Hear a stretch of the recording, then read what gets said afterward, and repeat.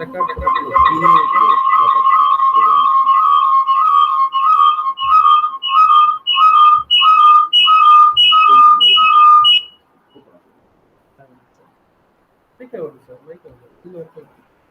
இது க்ளோஸ் பண்ணிக்கலாம்.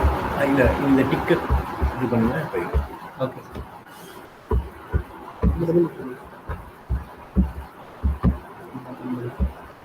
ரெக்கார்ட் கூப்பிடுறேன் sir.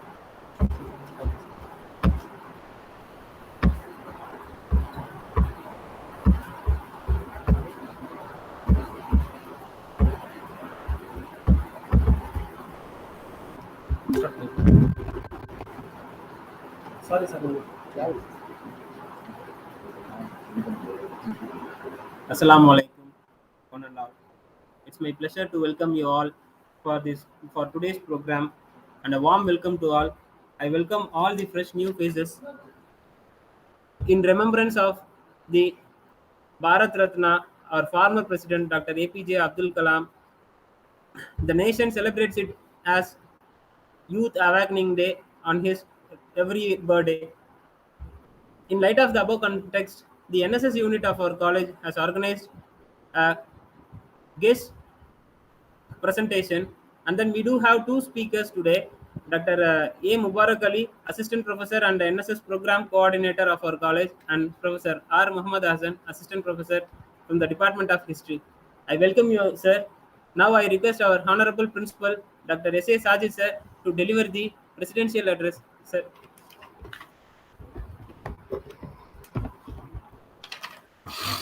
Assalamu alaikum wa rahmatullahi wa barakatuhu. Happy morning to all. Today we gather here for the Youth Awakening Day, the remembrance of Bharat Ratna Dr. APJ Abdul Kalam. We are fortunate enough to have such a personality as our President of India. His full name is Awul Fakir Jainul Abidin Abdul Kalam. He was born in 15th October 1931 and passed away on 27th July 2015. And he has born and raised from Rameshwaram, Tamil Nadu. He studied physics from St. Joseph College, Tiruchirappalli. Then it was affiliated to University of Madras. And he moved to Madras in 1955 to study aerospace engineering in Madras Institute of Technology. He became the 11th President of the Republic of India in an easy victory and moved into the Rashtrapati Bhavan after he was sworn in 25th July 2002. Kalam was the third President of India to have been honored with a Bharat Ratna, India's highest civilian honor, before becoming the president. Dr. Sarvapalli Radhakrishnan in 1954 and Dr. Zakir Hussain in 1963 were the earlier recipients of Bharat Ratna, who later became the President of India. He was also the first scientist and the first bachelor to occupy Rashtrapati Bhavan. And we remember his birthday as the Youth Awakening Day because of his devotion, clean hand, and hard work. Every citizen and all the youths in our country are remembering his name and his sayings. I am grateful to the resource persons today, Dr. A. Mubarak Ali and other NSS officers, and Professor Muhammad Hassan, who is going to deliver the keynote address on this happy occasion. I wish this program should be a grand success, and we should remember the life history and the sayings of the great leader, Dr. APJ Abdul Kalam, from these events. Thanks a lot for the opportunity given.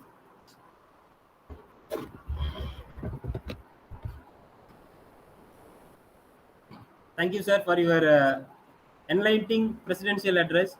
I request Dr. A. Mubarak Ali, NSS Program Officer of our college, to deliver the keynote address.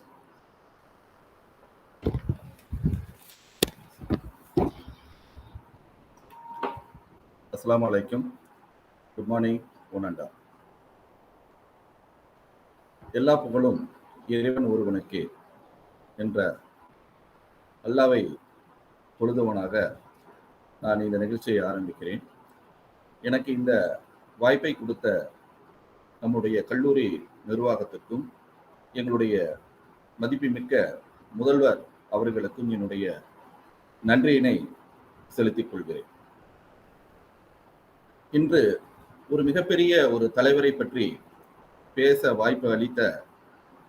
வாய்ப்பு கிடைத்ததற்கு நான் பெருமிதம் கொள்கிறேன். குறிப்பாக இன்று முன்னாள் குடியரசுத் தலைவர் திரு doctor APJ Abdul Kalam அவர்களின் சிந்தனைகள், கருத்துக்கள், சாதனைகள் போன்றவற்றை உங்களோடு நாங்கள் பகிர்ந்து கொள்வதில் மிகப்பெரிய மகிழ்ச்சியினை நான் அடைகிறேன். இந்தியாவின் ஒரு கடைக்கோடி நகரமான ராமேஸ்வரத்தில் 1931 ஒரு ஏழ்மையான குடும்பத்தில் பிறந்து இந்த நாட்டின் முதல் குடிமகனாக உயர்ந்த சாதனைக்கு சொந்தக்காரர் நம்முடைய அப்துல் கலாம் ஐயா அவர்கள். அவர் ஒரு சாதாரண ஒரு தமிழ் வழி கல்வியில் படித்து இந்தியாவின் முதல் குடிமகனாக உயர்ந்த அளவுக்கு அவருடைய சாதனைகளை நாம் பட்டியலிட்டுக் கொண்டே செல்லலாம். ஸோ அவர் ஒரு மிகவும் எளிமையான ஒரு ஜனாதிபதியாக நம்மிடையே வாழ்ந்து காட்டியுள்ளார். ஜனாதிபதியின் மரபுகளை பலவற்றை உடைத்து ஒரு புதிய மாதிரியை உருவாக்கி தந்தவர் நம்முடைய அப்துல் கலாம் ஐயா அவர்கள். அவர் 2002 ஜூலை 25 ஜனாதிபதியாக பதவியேற்றுக் கொண்டார். பதவியேற்ற முதல் நாளே ஜனாதிபதி மாளிகைக்கு உள்ளே செல்கிறார். அங்கு சென்றவுடன் அவரை வணங்கியவர்களாக அவருடைய கால் ஷூவை கழட்டி விடுவதற்காக ஒரு பணியாளர் ஓடி வருகிறார். உடனே அவர் எதற்காக நீங்கள் இதை இப்படி செய்கிறீர்கள் அப்படின்னு சொன்னதற்கு அவர் சொல்றாங்க, இதுதாங்க ஐயா என்னுடைய வேலை. ஜனாதிபதி வந்தாங்க அப்படின்னு சொன்னா அவங்களுடைய கால ஷூவை நான் கழட்டி விடணும். அதுக்கப்புறம் பாத்தீங்க அப்படின்னு சொன்னா அதுக்கு பாலிஷ் எல்லாம் போடுறதா என்னுடைய வேலை. அதுக்காக வேண்டியதான் எனக்கு இங்க சம்பளம் கொடுத்து வச்சிருக்கிறாங்க ஐயா அப்படின்னு சொன்னாரு. உடனே ஜனாதிபதி அவர்கள் என்ன சொன்னாங்க அப்படின்னு சொன்னா, நீங்க யூ ஆர் டிஸ்மிஸ் அப்படிங்கிறாரு. உடனே அந்த பணியாளருக்கு ஒரு மாதிரி ஆயிடுச்சு. ஐயா என்னையா வந்த உடனே ஜனாதிபதி மாலைக்குள்ள கால் எடுத்து வைக்கிறீங்க, வச்ச உடனே என்னை இப்படி டிஸ்மிஸ் பண்ணிடுறீங்க ஐயா அப்படின்னு கேட்கிறாரு. கேட்ட உடனே நான் இந்த வேலையை நான் பண்ணிக்கிறேங்க, இந்த மாதிரி சின்ன சின்ன வேலைகளை எல்லாம் கூட நம்மளால செய்ய முடியல அப்படின்னு சொன்னா வேற எதுக்கு, அதனால நீங்க என்ன பண்ணுங்க, நீங்க பின்னாடி நிறைய மரங்கள்லாம் இருக்கு, அந்த மரங்களுக்கு போய் தண்ணியை ஊற்றி அந்த மரங்களை வளர செய்யுங்க. ஏன்னா இந்த நாட்டுக்கு காலை பிடிக்கிறத விட மரத்தை வளர்க்கறது தான் பாத்தீங்க அப்படின்னு சொன்னா இன்னைக்கு தேவை. அதனால மரத்தை வளர்த்துங்க அப்படின்னு சொன்னாங்க. எங்கு சென்றாலும் சரி மாணவர்களிடையே பாத்தீங்கன்னு சொன்னா இந்த கருத்தை ஆழமாக சொன்னவர் நம்முடைய அப்துல் கலாம் ஐயா அவர்கள். அது மட்டுமல்ல, தன்னடக்கத்தின் உச்சமாக திகழ்ந்தவர் நம்முடைய அப்துல் கலாம் ஐயா அவர்கள். அவருடைய பணிவை பார்த்து பாத்தீங்க அப்படின்னு சொன்னா உலக தலைவர்கள் பல பேர் அவரை பாராட்டி இருக்கிறாங்க. அதே மாதிரி நான் யார் தெரியுமா அப்படிங்கிற மாதிரியான கேள்வி எல்லாம் அவர்கிட்ட இல்லவே இல்லை, கொஞ்சம் கூட அவர்கிட்ட இல்லை. நான் பெரிய ஆளு அப்படின்னு சொல்லி எந்த நேரத்திலையும் அவர் நினைத்து கொண்டதும் இல்லை. ஒரு சமயம் இப்படி வெளிநாடு சென்றிருக்கிறார், அமெரிக்கா சென்றிருக்கிறார். அமெரிக்கால விமான நிலையத்துல பாத்தீங்க அப்படின்னு சொன்னா இவர் யாருன்னு தெரியல. ஏன்னா இவருடைய உருவம் அப்படியாப்பட்ட உருவம். ஒரு எப்படி இருப்பாரு அப்படின்னு சொன்னா சாதாரணமானதான் இருப்பாரு. இவர் யாருன்னு தெரிஞ்சுக்காம என்ன பண்ணாங்க, இவருடைய ஷூவை எல்லாம் கழட்டி பாத்தீங்க அப்படின்னு சொன்னா கழட்டுங்க அப்படிங்கிறாங்க. நாங்க செக் பண்ணணும் அப்படின்னு சொன்னோம்னா உடனே ஜனாதிபதி அவர்கள் அந்த ஷூவை எல்லாம் என்ன பண்ணாங்க, கழட்டுறாரு. கழட்டி செக் பண்ணிக்கங்க அப்படின்னு சொல்றாரு. அப்ப அந்த சமயத்துல நான் ஒரு இந்தியாவுடைய முதல் குடிமகன் ஜனாதிபதி அப்படின்னு சொல்லி எந்த ஒரு இடத்துலையுமே அவர் காமிக்கவே இல்லை. அந்த பணியாளர்களுக்கு அவங்களுடைய வேலையை செய்கிறாங்க. நான் அவர்களுக்கு முழு ஒத்துழைப்பை நான் தருகிறேன் அப்படின்னு சொல்லி முழு ஒத்துழைப்பை கொடுத்தவர் நம்முடைய ஜனாதிபதி அவர்கள். அவர் நினைச்சிருந்தா அப்படின்னு சொன்னா நான் இந்திய நாட்டுடைய ஜனாதிபதி அப்படின்னு சொல்லி ஒரு நிமிஷம் சொன்னிருந்தாங்க, அவரை யாருமே எதுவும் செஞ்சிருக்க மாட்டாங்க. இருந்தாலும் அவரெல்லாம் பாத்தீங்கன்னு சொன்னா அப்படி செய்யல. நான் அப்படிங்கிற அந்த கருத்துக்களுக்கு பாத்தீங்க அப்படின்னு சொன்னா அவர் என்னைக்குமே அவரு போக மாட்டார். அவர் எப்பவுமே அவரை தன்னை முன்னிலையும் படுத்தி கொள்ள மாட்டார். இப்படித்தான் ஒரு நாள் ரம்ஜான் பண்டிகை எப்போ இந்தியால டெல்லி ஜும்மா மசூதியில பாத்தீங்க அப்படின்னு சொன்னா தொழுகைக்காக செல்கிறார். ஜும்மா மசூதியில அதிகமான கூட்டம்.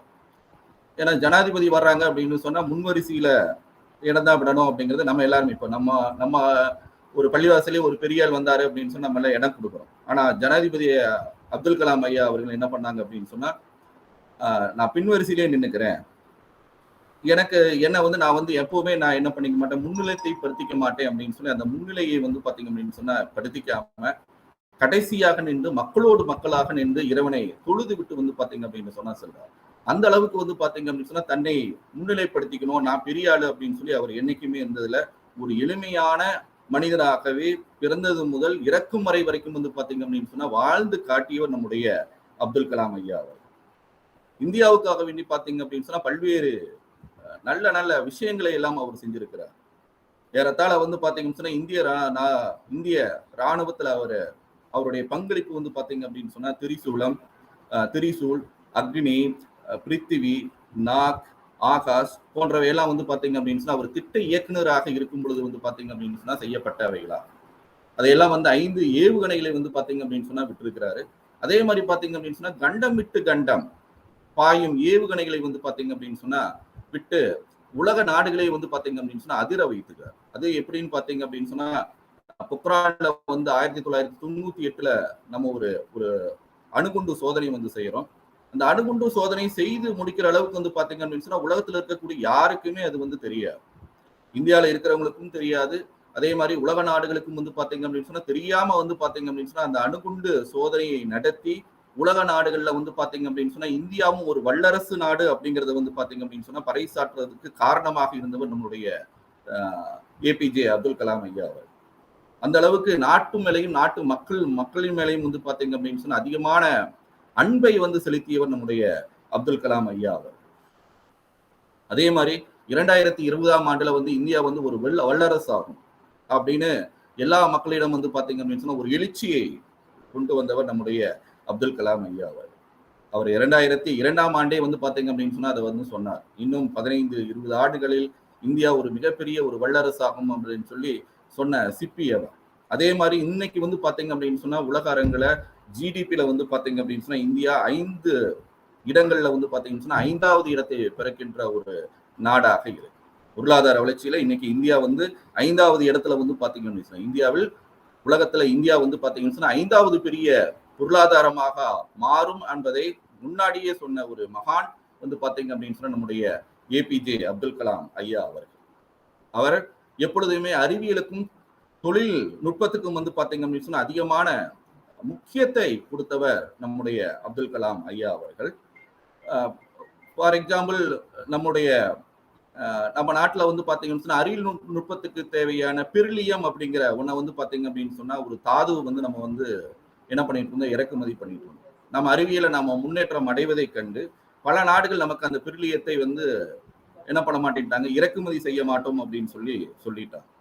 அப்ப உடனே அப்துல் கலாம் ஐயா அவர்கள் நம்ம நாட்டிலேயே இந்த பெரிலியம் கிடைக்கும் அப்படின்னு சொல்லி நம்ம நாட்டுடைய மண்ணிலேயே பெரிலியம் அதிகமாக இருக்குது அப்படின்னு சொல்லி அதை கண்டுபிடித்து இன்னைக்கு அந்த பெரிலியத்தை வந்து நம்ம ஏற்றுமதி செய்யக்கூடிய அளவுக்கு நம்மளை முன்னேற்றி காட்டியவர். இன்னைக்கு நம்ம எந்த நாட்டில இருந்தும் பெரிலியம் அனுப்புறது இல்லை, நம்ம தான் என்ன பண்ணிட்டு இருக்கிறோம், இப்ப ஏற்றுமதி செய்திருக்கோம். அந்த அளவுக்கு வந்து பாத்தீங்கன்னு சொன்னா அவருடைய கண்டுபிடிப்பு வந்து பாத்தீங்கன்னு சொன்னா இன்னைக்கு ஒரு பெரிய உலக சாதனையாக இருக்கு. இந்தியாவில அவ்வளவு பெரிலியம் வந்து பாத்தீங்கன்னு சொன்னா இன்னைக்கு கிடைக்கக்கூடியதாக இருக்கு. அதே மாதிரி வந்து பாத்தீங்க அப்படின்னு சொன்னா பல இடங்கள்ல வந்து பாத்தீங்க அப்படின்னு சொன்னா அவர் மாணவர்களை வந்து பாத்தீங்க அப்படின்னு சொன்னா எப்பவுமே சந்திப்பதில் பெரும் மகிழ்ச்சி அடைவார். குறிப்பாக இளைஞர்களையும் மாணவர்களையும் கவர்ந்ததில் இந்த மாதிரியான ஒரு ஜனாதிபதி இனிமேல் வருவாரான்னு நமக்கு தெரியாது. இது வரைக்கும் வந்ததுல வந்து பாத்தீங்க அப்படின்னு சொன்னா இவரை மிஞ்சுவதற்கு ஆள் இல்லை. எங்கு சென்றாலும் மாணவர்களை சந்திப்பதை வழக்கமாக கொண்டார். அது சமயம் பல மாணவர்களை சென்றெடுக்கிறார். அதே மாதிரி வந்து பாத்தீங்கன்னு சொன்னா எப்பவாக இருந்தாலும் சரி மாணவர்களோடு உரையாடுவதில் மிகவும் ஆர்வத்தை கொண்டவர். இப்படித்தான் ஒரு நாள் கேரளா யூனிவர்சிட்டி போயிருக்கிறாரு. அங்க பெண் குழந்தைகள் ஆண்கள் எல்லாருமே இருக்கிறாங்க. அப்போ ஒரு கேள்வியை கேட்கிறார், ஐஸ்வர்யா ராய் எப்படி உலக அழகி ஆனாருன்னு தெரியுமா அப்படின்னு கேட்கிறார். ஒரு பெண் எந்திரிக்கிறாங்க, அவங்கதான் அங்க வந்ததுலயே வந்துங்க ஐயா ரொம்ப அழகா இருந்தாங்க, அதனால உலக அழகியா மாறினாங்க அப்படின்னு சொல்றாங்க. இன்னொரு பெண் சொல்லுகிறார், இல்லைங்க ஐயா அங்க வந்ததுலயே வந்து பாத்தீங்க அப்படின்னு சொன்னா அவங்கதான் புத்திசாலியா இருந்தாங்க, அதனால அந்த பெண் வந்து பாத்தீங்கன்னு சொன்னா உலக அழகியா மாறினாங்கன்னு சொல்றாங்க. இன்னொரு பெண் இந்த சொல்றாங்க, என்ன சொன்னாங்க தெரியுமா? நான் அந்த போட்டியில கலந்துக்கல, நான் கலந்திருந்தேன் அப்படின்னு சொன்னா நான் தான் உலகலையே ஆயிருப்பேன். பாத்துக்கிறீங்களா? தன்னம்பிக்கை. அப்போ அப்துல் கலாம் சொல்றாரு, இந்த பதில் தான் மிகச் சரியான பதில் அப்படின்னு சொல்லி நினைக்கிறேன். ஏன்னா பெண்களுக்கு வந்து பாத்தீங்க அப்படின்னு சொன்னா தன்னம்பிக்கை அப்படிங்கிறது ஒன்று வேண்டும். அந்த தன்னம்பிக்கை இல்லைன்னா வாழ்க்கையில சாதிக்க முடியாது. இந்த பதில் தான் சரியான பதில். தன்னம்பிக்கையை நீங்கள் வளர்த்துக் கொள்ளுங்கள். அது ஆணாக இருந்தாலும் சரி, பெண்ணாக இருந்தாலும் சரி, நீங்கள் தன்னம்பிக்கையை உங்களுடைய வாழ்க்கையை வந்து பாத்தீங்க அப்படின்னு சொன்னா வெற்றி பெற செய்யும் அப்படின்னு சொல்லிட்டு வந்தார். எதுலையுமே அவர் நல்ல கருத்துக்களை மட்டுமே சொன்னார்.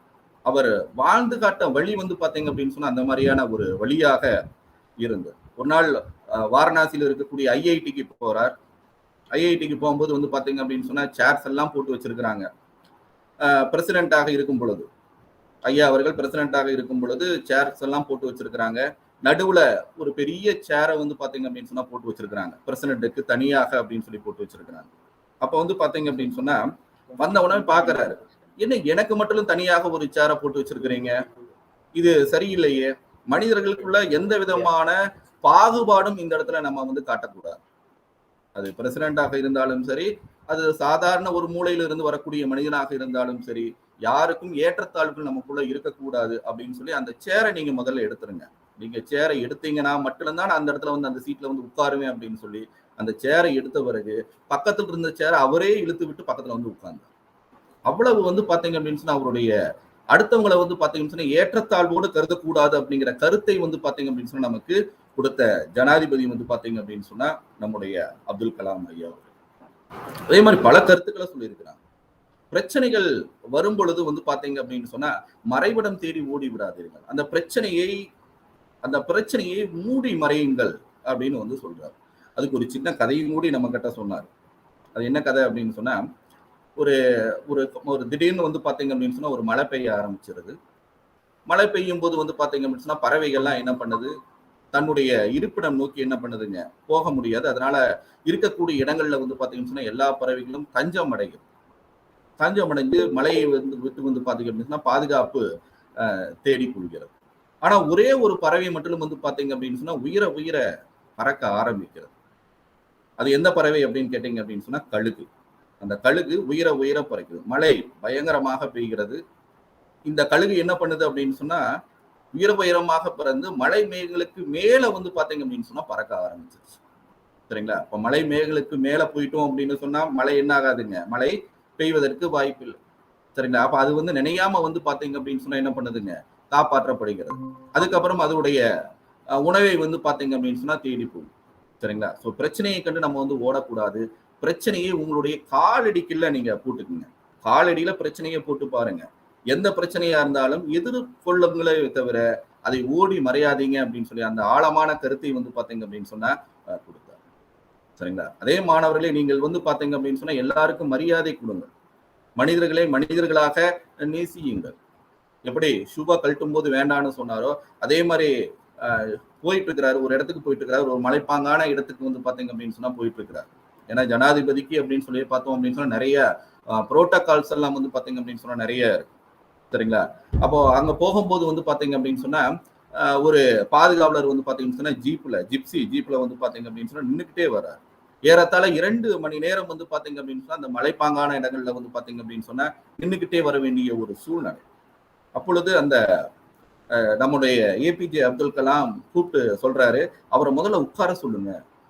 அவர் ஏன் இவ்வளவு தூரம் நின்றுட்டு வரணும், ஏறத்தாழ 2 மணி நேரம் மேல ஆகும், அதுவும் மலைப்பாங்கான ஒரு இடம் வேற, அவருக்கு கஷ்டப்படும், உட்காருங்கன்னு சொல்றாங்க. ஆனா அவங்க ஒத்துக்கல. இல்லைங்க ஐயா, இது வந்து புரோட்டோகால், இது வந்து நாங்க வந்து ஏற்றுக்கொள்ள முடியாது, அவர் வந்து நிச்சயமாக நின்றுட்டு தான் வரணும் அப்படின்னு சொல்லிடுறாங்க. சரி அப்படின்னு சொல்லி அவரு அந்த இடத்துக்கு போய் ரீச் ஆகுறாரு. ஸோ ரீச் ஆன உடனே முதல்ல வந்து பாத்தீங்கன்னா அந்த பாதுகாவலர் வந்து அழைக்கிறார். அழைச்சு வாங்க, உங்களுக்கு நீங்க 2 மணி நேரம் நின்றுக்கிறீங்க, நீங்க முதல்ல உட்காருங்க அப்படின்னு சொல்லி அவரை வந்து உட்கார வைக்கிறார். உட்கார வச்சு நீங்க எனக்காக வேண்டி என்னால நீங்க வந்து ஒரு 2 மணி நேரம் என்னால நின்றுட்டீங்களே, இது வந்து என்னால உங்களுக்கு இந்த மாதிரியான ஒரு இதாயிடுச்சு அப்படின்னு சொல்லி நான் ரொம்ப ஃபீல் பண்றேன். அவர் ஃபீல் பண்றதை பார்த்து அவர் உடனே அந்த பாதுகாப்பர் உடனே கண்ணீர் வடிச்சிட்டாரு. ஐயா, நீங்க எவ்வளவு பெரியவர், நீங்க வந்து எனக்காக வேண்டி இது வேலை தையா செஞ்ச நானு, சாதாரண ஒரு வேலையை தான் செஞ்சேன், இந்த வேலை செஞ்சதுக்கே நீங்க இவ்வளவுலாம் சொல்றீங்க ஐயா அப்படின்னு சொல்லி ரொம்ப பெருமிதத்தோட சொன்னாங்க. அந்த அளவுக்கு வந்து பாத்தீங்க அப்படின்னு சொன்னா அனைவரையும் சமமாக மரியாதை கொடுக்கக்கூடிய தெரிந்தவர் வந்து பாத்தீங்க அப்படின்னு சொன்னா நம்முடைய அப்துல் கலாம் ஐயா அவர். சரிங்களா? சோ அந்த அளவுக்கு வந்து பாத்தீங்க அப்படின்னு சொன்னா அப்துல் கலாம் அவர்கள் நம்மளோட வாழ்ந்து காட்டியவர் நம்முடைய ஏபிஜே அப்துல் கலாம் ஐயா அவர். ஓகே. சோ அதே மாதிரி பதவி பிரமாணம் ஏற்கிறார். முதல் நாள்ல பதவி பிரமாணம் ஏற்கிறார். அப்படி ஏற்கும்போது வந்து பாத்தீங்க அப்படின்னு சொன்னா ஜனாதிபதி மாளிகையில சொல்றாங்க, நீங்க உங்களுடைய உறவினர்களை எல்லாம் கூப்பிட்டுங்க ஐயா, ஒரு 50 பேர்த்த கூப்பிட்டுக்கலாம் அப்படின்னு சொல்றாங்க. அப்போ ஜனாதிபதி இன்னும் பதவி ஏற்கல அவரு. அப்ப சொல்றாரு, என்னுடைய உறவினர்கள் 22 பேர் இருக்கிறாங்க, அந்த 22 பேர் மட்டும் வருவாங்க, அதோட சேர்த்து 100 இளைஞர்களை நான் கூப்பிட்டுருக்கிறேன், அவங்களும் வருவாங்க அப்படின்னு சொன்னோம்னா இந்த ஜனாதிபதி மாளிகையில் இருக்கிற அட்மினிஸ்ட்ரேஷன் என்ன சொல்லுது, இல்லைங்கய்யா நாங்க அலோவ் பண்ண முடியாது, நீங்க உங்க உறவினர்கள் வேணா 22 பேர்த்த கூப்பிட்டுக்குங்க, ஆனால் வந்து 100 இளைஞர்களை அனுமதிக்க முடியாது அப்படின்னு சொல்றாங்க. உடனே அவர் சொல்றாரு, நீங்க அப்படி அனுமதி தர முடியவில்லை என்றால் இந்த ஜனாதிபதி பதவியை நான் ஏற்க மாட்டேன். சரிங்களா? எவ்வளவு தூரம் இளைஞர்கள் மீது அவர் மேல பாசமும் மரியாதையும் அவர் மேல நம்பிக்கையும் இருந்துச்சு அப்படின்னு சொன்னா 100 இளைஞர்களை வர சொல்லியிருப்பார். எனக்கு இந்த பதவியே வேண்டாம். அவர் சொன்ன ஒரு வார்த்தை பாருங்க, எனக்கு இந்த பதவியே வேண்டாம், அந்த இளைஞர்கள் இங்கே வரவில்லை என்றால் எனக்கு இந்த பதவி வேண்டாம். ஏன்னா இந்தியாவை உலகை ஆளக்கூடியவர்கள் அவர்கள். அவர்களே வந்து பாத்தீங்க அப்படின்னு சொன்னா இவங்க இங்க இடமில்லை அப்படின்னு சொன்னா நான் இந்த இடத்தில் இருப்பதற்கு எனக்கு தகுதி இல்லை. அவர்கள் வரலைன்னா நான் பதவியை ஏத்துக்க மாட்டேன்னு சொன்னார். அவர்கள் வந்த பிறகு அதன் பிறகே அவருடைய பதவி ஏற்பு விழா நடைபெற்றது. எந்த அளவுக்கு இளைஞர்கள் மேல நம்பிக்கை வச்சிருந்தாரு அப்படின்னு சொல்லி பாருங்க. சரிங்களா? சோ அந்த அளவுக்கு இளைஞர்கள் மேல நம்பிக்கை வச்சதுனாலதான் நம்ம இன்னைக்கு இளைஞர் எழுச்சி நாள் அப்படிங்கிற ஒரு நாளை வந்து நம்ம வந்து கொண்டாடிட்டு இருக்கோம். சரிங்களா? சோ அந்த அளவுக்கு பண்ணியக்கூடிய நிறைய பண்பு நலன்களை அவருடைய வந்து சொல்லலாம். அவர் சொல்றாரு, நான் எந்த ஒரு நேரத்திலும் பரிசு பொருட்களை வாங்குவதில்லை, அதுவும் பதவியில் இருக்கும் பொழுது நான் பரிசு பொருளை சுத்தமாகவே தொடுவதில்லை அப்படின்னு சொல்றாரு. ஒரு பேட்டியில சொல்றாரு, ஏங்கய்யா நீங்க பரிசு பொருளை நீங்க வாங்குறது இல்லை அப்படின்னு சொல்லும்போது அவர் சொல்றாரு, நான் சிறியவனாக இருக்கும் பொழுது எங்களுடைய தந்தையார் அவர்கள் வந்து பாத்தீங்க அப்படின்னு சொன்னா பஞ்சாயத்து போர்டு தலைவராக மாறிட்டாரு. அவரை பார்க்கறதுக்கு ஒருத்தர் வந்தாரு. அப்போ எங்களுடைய தந்தையார் அவர்கள் வெளியே சென்று விட்டார், தொழுகைக்காக வெளியே சென்று விட்டார். நான் மட்டும் தனியாக இருந்தேன். என்னுடைய அம்மா அவர்கள் தொழுகைக்காக சென்று கொண்டிருந்தார், தொழுகை செய்து கொண்டிருந்தார். ஒருவர் வந்தார், அப்பா எங்கே என்று கேட்டார். அப்பா வெளியே சென்றிருக்கிறார் என்று சொன்னேன். ஒரு தட்டில் வந்து பாத்தீங்க அப்படின்னு சொன்னா சில தாம்பூலங்களை எல்லாம் வைத்து இது அப்பா வந்தவுடன் கொடுத்து விடு அப்படின்னு சொன்னோம்னா, இல்லைங்கய்யா நான் வாங்கல, நீங்க அங்க வச்சுட்டு போயிருங்க அப்படின்னு வந்து சொன்னேன். அவர் வைத்து விட்டு அவர் சென்று விட்டார். அப்பா வந்தவுடனே என்னை வந்து கேட்டாரு, இது யாரு வந்து கொடுத்தது அப்படின்னு வந்து கேட்டாரு. கேட்டவுடனே இப்படி ஒருத்தர் வந்தாரு, உங்களை வந்து கேட்டாரு, நாங்க வந்து இப்படி வச்சுட்டு போகணும்னு சொல்லிட்டேன் அப்படின்னு சொல்றாரு. சொன்ன உடனே அப்துல் கலாம் ஐயாவை அவர் தந்தையார் பயங்கரமா அடிச்சுட்டாராமா அன்னைக்குன்னு. எதுக்கு வாங்கின?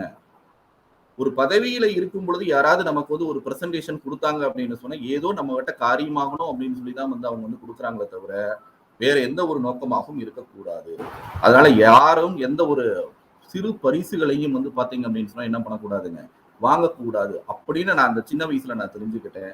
இதுனா வரைக்கும் நான் அதை வந்து என்ன பண்றேங்க, காப்பாத்திட்டு இருக்கிறேன் அப்படின்னு சொல்றேன். சரிங்களா? ஸோ கடைசியா வந்து ஜூலை 25ஆம் தேதி 2007 வருஷம் வந்து பாத்தீங்க அப்படின்னு சொன்னா அவருக்கு பதவி முடிவு நாள் வருது. முடிவு நாள் வரும்போது அவருடைய வரும்போது 2 பெட்டியை தான் கொண்டு வந்தாரு. பெட்டியை கொண்டு வந்தாரு. போகும்போதும் அந்த 2 பெட்டியை மட்டும்தான் எடுத்துட்டு போனார். சரிங்களா? அப்ப பெட்டியை எடுத்துட்டு போகும்போது சொல்றாரு, அந்த செருப்பு ஷூ கழுவுனாரு தொட்டாரு பார்த்தீங்களா, அவரை கூப்பிடுறாரு. அவர் மறைஞ்சிருக்கலாம் தண்ணி வேலை தானே பார்த்துட்டு இருந்தாரு. அவரை கூப்பிட்டு என்ன சொல்றாரு, முதல்ல இந்த பெட்டியை கொஞ்சம் சுத்தப்படுத்திடுங்க அப்படின்னு சொல்றாரு. ஏங்க ஐயா எவ்வளவு பெரிய ஃபைல் எல்லாம் உள்ள வச்சிருக்கீங்க, ஏதாவது ஒரு இம்பார்ட்டன்ஸான ஒரு விஷயம் எல்லாம் உள்ளுக்குள்ள இருக்கும், நீங்க இதை போய் தண்ணி ஊத்தி கழுவ சொல்றீங்களே, ஏதாவது நனைஞ்சிட போதுங்கய்யா அப்படின்னு சொல்றாரு. இல்ல நீங்க முதல்ல கழுவுங்க, ஏன்னா ஜனாதிபதியுடைய மாளிகையிலிருந்து வந்து பாத்தீங்க அப்படின்னு சொன்னா ஒரு தூசை கூட இந்த அப்துல் கலாம் எடுத்துட்டு போயிடக்கூடாது. இது நாட்டுடைய சொத்து, இந்த தூசும் கூட இந்த நாட்டுடைய சொத்து, முதல்ல இதை கழுவுங்க அப்படின்னு சொல்லி கழுவிட்டு போகணும். அந்த அளவுக்கு சுத்தமான கைகளுக்கு சொந்தக்காரர் நம்மளுடைய அப்துல் கலாம் ஐயா அவர். பாருங்க, நம்மளுடைய வாழ்க்கையில எவ்வளவோ விஷயங்கள், நம்ம எவ்வளவோ தவறுகள் செய்யறோம், தெரிஞ்சோ தெரியாமலோ நிறைய செஞ்சிருக்கிறோம். அவர் வாழ்ந்து காட்டிய ஒரு மகான் அவர். அவருடைய வாழ்க்கை முறைகளை நாம் என்ன பண்ணணுங்க, நம்ம கொண்டு வந்தோம். இறுதி மூச்சு வரை மாணவர்கள் அப்படின்னு அவர் நினைச்சிட்டு வந்தார். சரிங்களா. ஸோ அண்ணா பல்கலைக்கழகத்துல வந்து பாத்தீங்க அப்படின்னு சொன்னா ஒரு கெஸ்ட் லெக்சராக இருந்தார். திருவனந்தபுரம் பல்கலைக்கழகத்துல வந்து பாத்தீங்கன்னு சொன்னா ஒரு வைஸ் சான்சலராக வந்து பாத்தீங்க அப்படின்னு சொன்னா இருந்தார். சரிங்களா. அதே மாதிரி கடைசி மூச்சு ஜூலை 27 சரிங்களா 2015 அன்று வந்து பாத்தீங்க அப்படின்னு சொன்னா ஷில்லாங் போறார். சரிங்களா.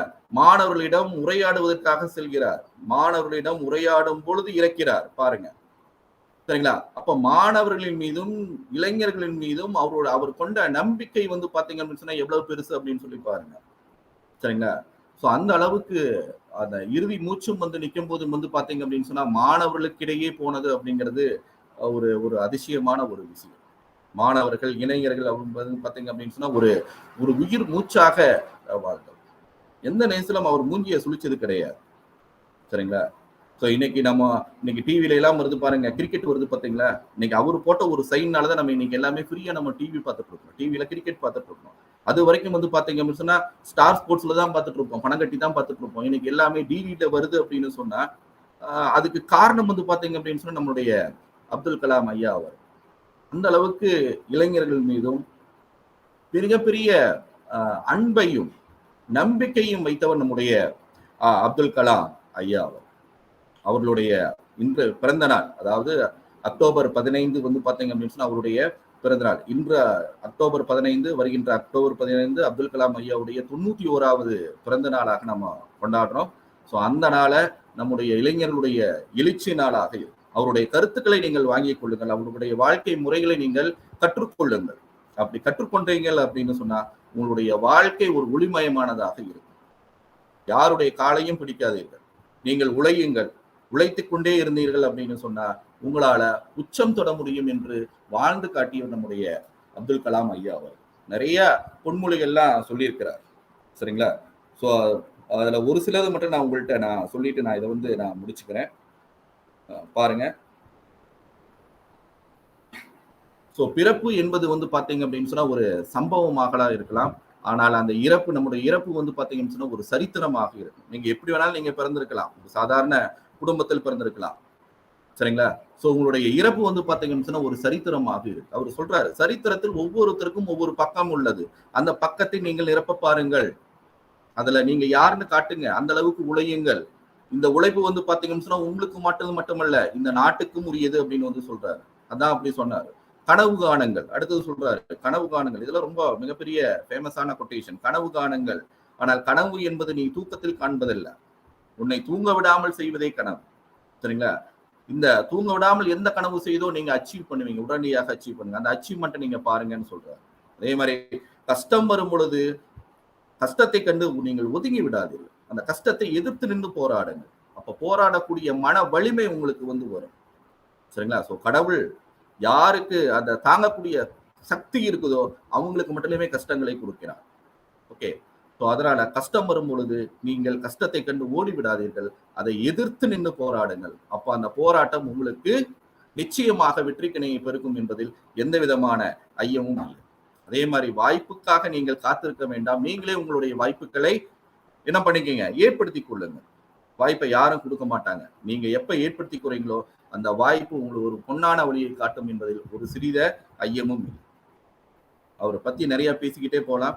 இன்னொரு டாக்டர் ஹசன் அவர்கள் வெயிட் பண்ணிட்டு இருக்கிறாரு. ஸோ அதனால அவர்கிட்ட இந்த செஷனை நான் வந்து கொடுக்குறேன். இதுவரைக்கும் என்னுடைய கருத்துக்களை கேட்ட மாணவ செல்வங்களுக்கு என்னுடைய நன்றியினை தெரிவித்துக் கொள்கிறேன். என்னுடைய இந்த வாய்ப்பை கொடுத்த முதல்வர் அவர்களுக்கு என்னுடைய மனதார நன்றியை தெரிவித்துக் கொள்கிறேன். Thank you sir.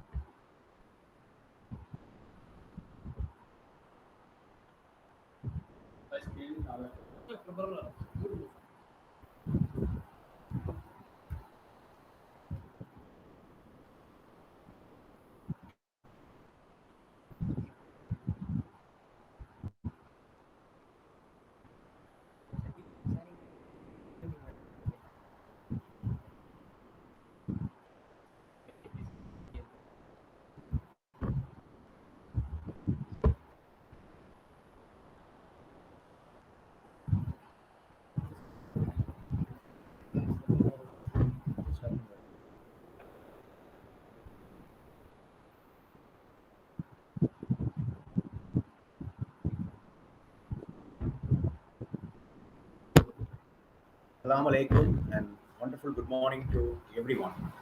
So first of all, I would like to thank our management, our beloved principal, and our NSS coordinator, Dr. Mubarak Ali, and other coordinators for giving me a wonderful opportunity to interact with you on this grateful occasion, uh, the birth anniversary of Dr. APJ Abdul Kalam. And we are celebrating his birthday as a youth awakening day. So in this day, Dr. Mubarak Ali, he explained, he elaborated the life sketch of Dr. Abdul Kalam, his achievements and his humanity, and how feat he achieved it. And so I am going to discuss about his ideas on development. Uh, what is his notion of the development, and what are the ideas he have on the development? And first, let me ask one question: why we fondly remember him? We were commemorating the Youth Awareness Awakening Day as a. So why we fondly remembered him? Because as a space scientist, because of his identity as a missile man or a nuclear scientist or the president of India, he had so many faces. He had a multifaceted personality. And but why we remember him? That's the most question. He, no doubt, there is no doubt, he's a very knowledgeable person. But we remember him because the correlate between the knowledge and with the human concern is a key. That is why we remember him. There were numerous nuclear scientists, numerous space scientists in our country, and there were so many presidents. But we remember only a few. We remember K.R. Narayanan. We remember Abdul Kalam as a president. And there were so many scientists, but why we remember him? Because he had a knowledge, and the knowledge, he had also a human concern. He used his knowledge to develop the humanity. That's the key. So knowledge with human concern is very important, and that's why we remember him. So humanity is much more than the intellectual prowess or the power. So that is why we are celebrating. And what I admired him, that he had so many achievements. He had so many identity. But for me, he was a true leader. And I can let me explain one of the event that his visit to Gujarat in August 2002. As Dr. Mubarak Ali pointed out, he became a president of India in July 2002, and in August, because in that time the Gujarat was turmoiling, Gujarat was boiling because of the program anti-Muslim program, and he visited that place, the program hitted areas in August 2002. And in one such a relief camp, when he visited a relief camp, one boy, a small boy, came and he came and ran towards Abdul Kalam, and he held his hand fondly, and he said, that small boy said, Rashtrapati ji, I want my mother and father back. And he says he wrote this experience in his book Turning Point. And he further wrote, I was speechless. I became speechless. So why he became speechless? Because he had no answer, no valid answer to such a true but a bitter question. And but he was moved, and but he was very disturbed by that question, and he immediately called upon the then prime chief minister of Gujarat, and he asked him to ensure the education for all the students who are in the relief camps. So this is one such event. And when he came to the Rashtrapati Bhavan, when he came to the Delhi after visiting Gujarat, he said, each individual has a fundamental right to practice his cultural, religious, and the language faith. We could not do anything to disturb that. This was the clear message. This was the strong message, and it carries the idea of plurality. So before moving to the topic, core topic, our idea of development, there should be a peace. When there is a peace, then only we have a development. Without peace, we cannot achieve the development. So to achieve the development in country, especially in the country like India, where the multiculturalism, the plurality, that the plurality is our strength. So he he emphasized the idea of plurality. We have to take back. We have to be on the our core strength, that is the plurality or the multiculturalism. That then only there will be a peace. Then, if there is a peace, then there is a space for the development. So, development ideas. What do you mean by development? When we heard about the word development, we are think the economical development. We think only the economical development, but it's not enough. And economical development is one among the development concerns. There were so many developments. That's the inclusive development that Abdul Kalam was talking about. And key to the development, do you know, guys, friends, what history is? Igniting the minds. That is the key to the development. Igniting the minds. அதாவது இளம் மூளைகளை, இளம் நெஞ்சங்களை அந்த தட்டி எழுப்புதல், உரசுதல், மூளைகளை சிந்திக்க தூண்டுதல். That is the that was he was trying to say when he said the igniting the minds, igniting the young minds. During his presidentialship and after that, till his death, he met millions of children and youth, and he interacted with them. He met with them constantly, and he held a discussion with them and encouraging them, motivating them. So by the interaction, through the motivation, he believed that he can ignite the minds of India, and so that he can transform them. So, yes, when he talked about the development, he had so many ideas. In his book Vision 2020, he had elaborately he had discussed what were the ideas behind the development. So in short, in those book Vision 2020, if I summarize, if you ask to summarize the extract of that book Vision 2020, only 3 points that we have to take care of. The first point is unleash our country's potential, and see how he carefully chosen the word, how he carefully used the word. Unleash our potential, not pick up the country's potential. So unleash our potential is different from pick up the potential. Pick up the potential na யாரெல்லாம் அறிவாளியா இருக்கானோ அவனெல்லாம் தேர்ந்தெடுத்து கண்ட்ரியை develop பண்றது, அது இல்ல. He says unleash our country's potential. அப்படின்னா என்ன சொல்றாரு? நம்ம எல்லாருக்குமே பொட்டன்ஷியல் இருக்கு, திறமை இருக்கு, அறிவு இருக்கு.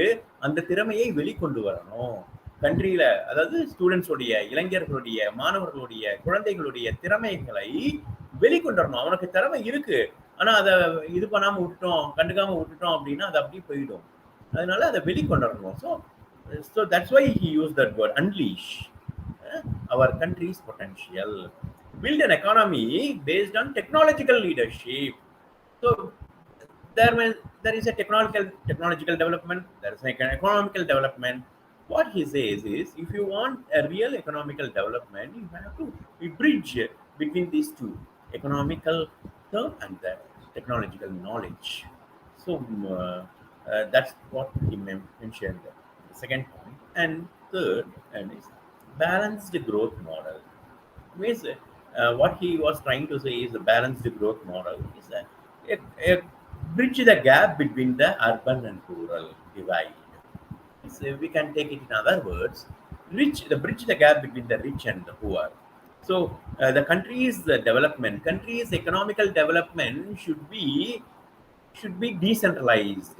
It should not be in the few hands. All the economical development are concentrated in only the few hands. So what he says is a decentralization of economy.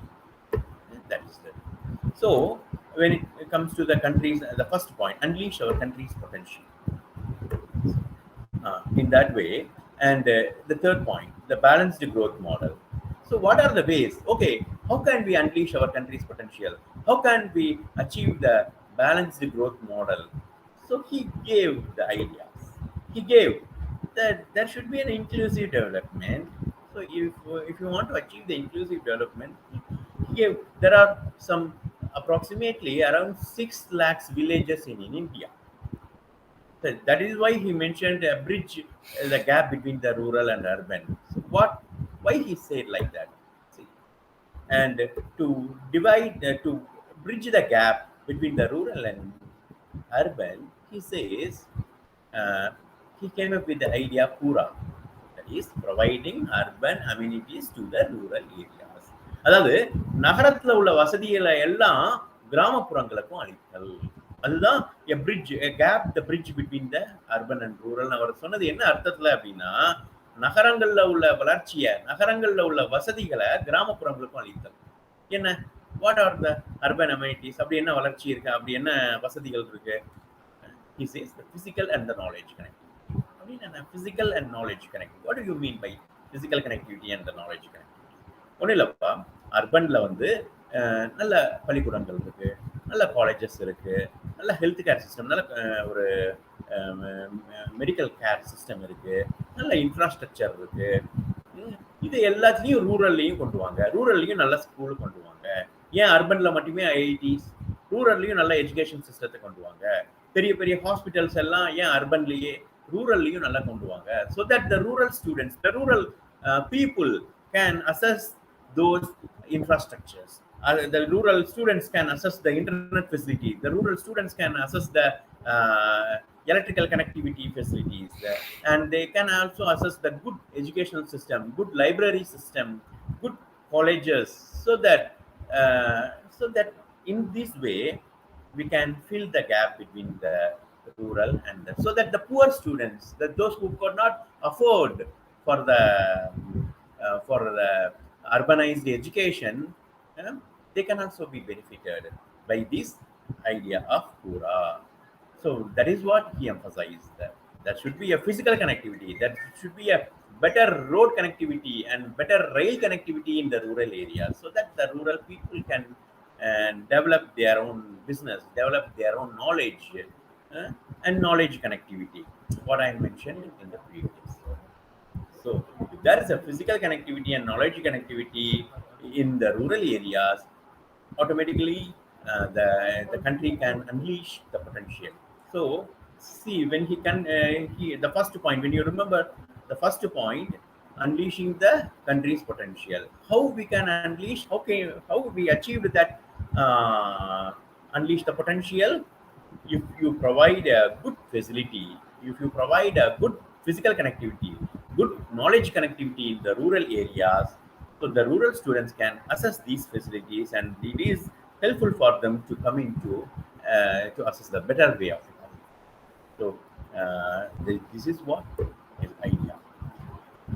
Okay, we can talk about, we can go on talking on the development ideas of Dr. Abdul Kalam, but due to the paucity of time, I'm concluding that. So what his points? Development, the economical development with the technological development. The economical development should be correlated with the technological development. These two will be go in hand in hand. So you have economical development. Economical development is very essential, and once we have an economical development, or in the road to the economical development, we should not forget that the balanced growth model. So divide the gap between the rich and poor, divide the gap between the rural and the urban. That is what. And finally, he concluded that he says, okay, knowledge is important, and development is important, technological development is important, and economical development is important. Okay, those all the development are very important to in terms of the life of the human beings. But one thing we could not forget, what is, we have only one planet, and this is only a livable planet. Yeah. And if we destroy our planet, and that way there is no alternative way, no way to go. So that's all. So all the development, all your knowledge, all your hard work become vain if you destroy our ecosystem. So he said, dear friends, ecosystem is in crisis. So that is what in 2020 or the reason that the scientists believed that the scientists came up with their theory that that planet Earth is in danger, is in complete danger, unless or otherwise we have taken a considerable measure to protect the planet Earth, then our life is in danger. So, in his early years or in his middle years, he was a nuclear scientist, he was a space scientist, but he was transformed. At the end of his life, he was emphasizing on the sustainable growth. That is what the transformation he had. He emphasized on the sustainable growth. Sustainable growth means to protect the ecosystem, so to protect the planet Earth, so that we can live happily, at least for the few more centuries. So that with these words, and once again, with these words, I would like to conclude my topic. So, thank you for all for your listening with patience. But thank you, dear friends. Once again, I thank the management and the principal and the NCC, NSS program officers for this wonderful opportunity. Thank you. Thank you, dear friends.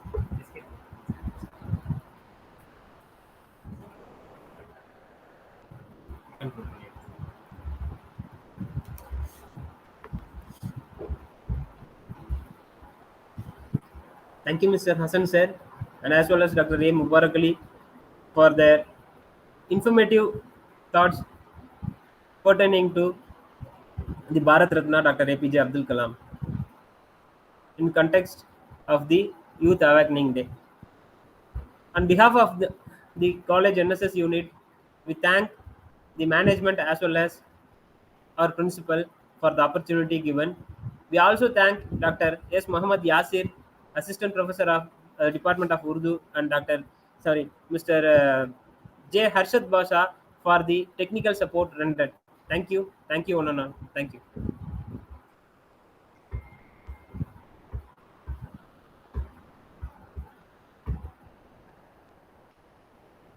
cut பண்ணிடுறோம் முடிஞ்சு ரெக்கார்டிங்கை close பண்ணிட்டேன்